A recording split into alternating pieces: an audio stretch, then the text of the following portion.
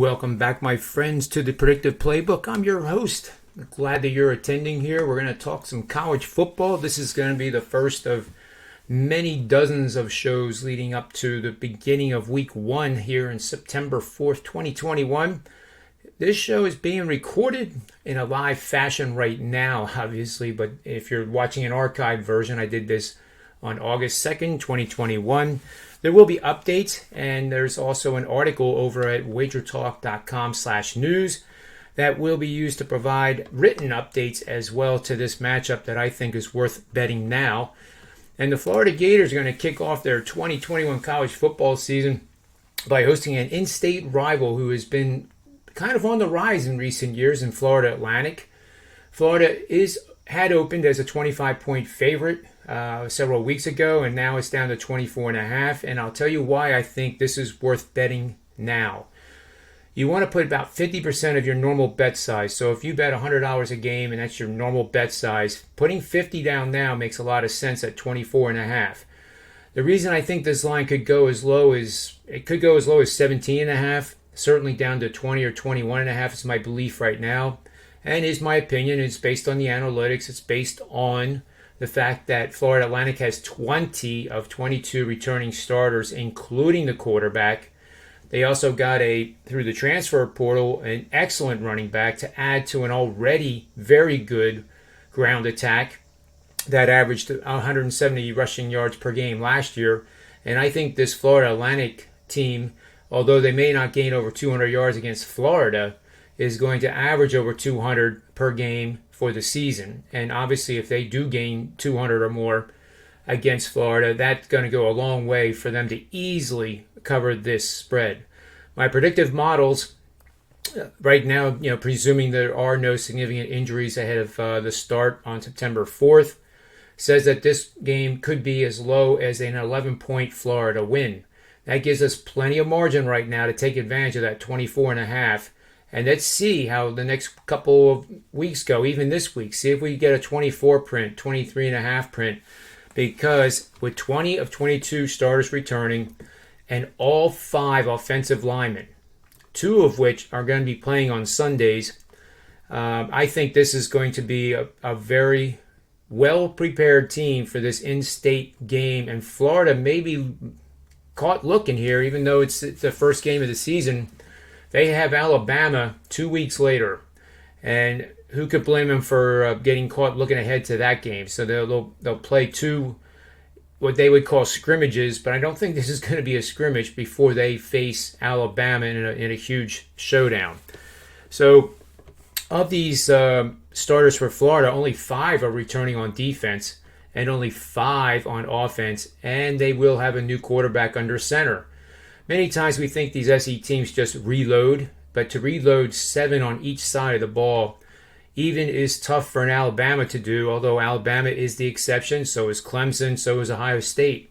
But Florida is not one of those types of programs that can simply just reload. They can reload portions, but they can't reload, and they're missing a lot of that offensive line from last year and the year before, and that is a problem with chemistry too, because the offensive line is very much like a game within a game. That unit must operate independent of really the overall strategy of the play. They must execute their job within that unit. It's not a linebacker doing excellent coverage against a tight end, for example. This is all 5 guys working together as one cohesive unit. Florida Atlantic has all 5 coming back, and that experience is going to serve them extraordinarily well during the first month of their season.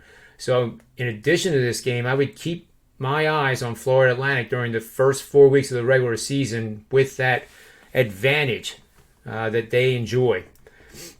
Last year, the offense did sputter a little bit. They do have a couple guys here that are very good. The former University of South Florida running back Johnny Ford, who gained 1,175 yards and 13 touchdowns last season, will be part of this running stable.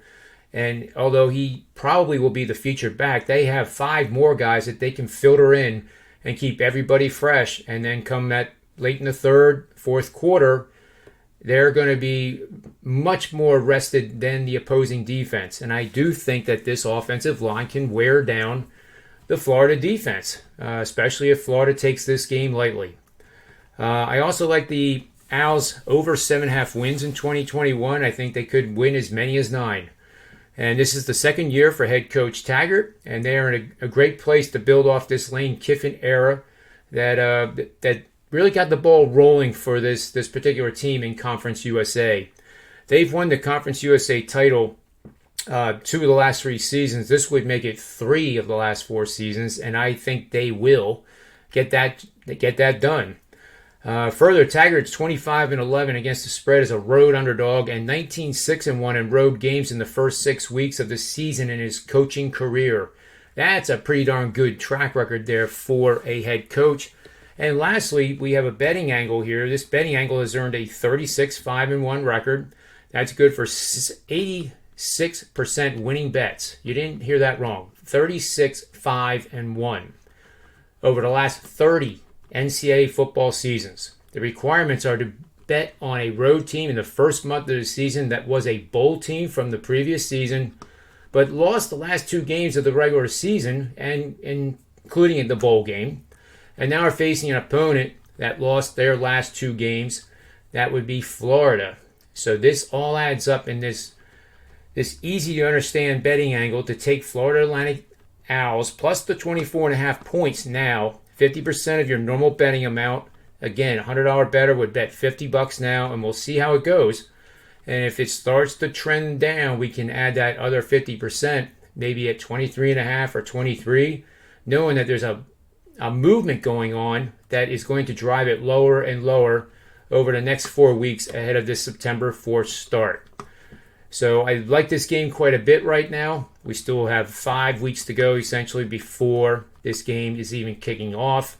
A lot of things can happen, but for now, taking half of a regular bet, I think, is a wise decision.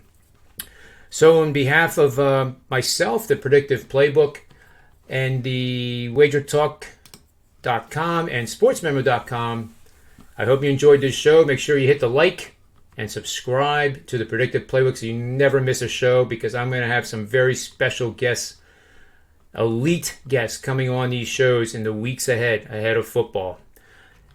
Till 4 o'clock this afternoon from Manny's Irish Pub with Tony Finn and Rob Vino at WagerTalk.com. May all the wins be yours.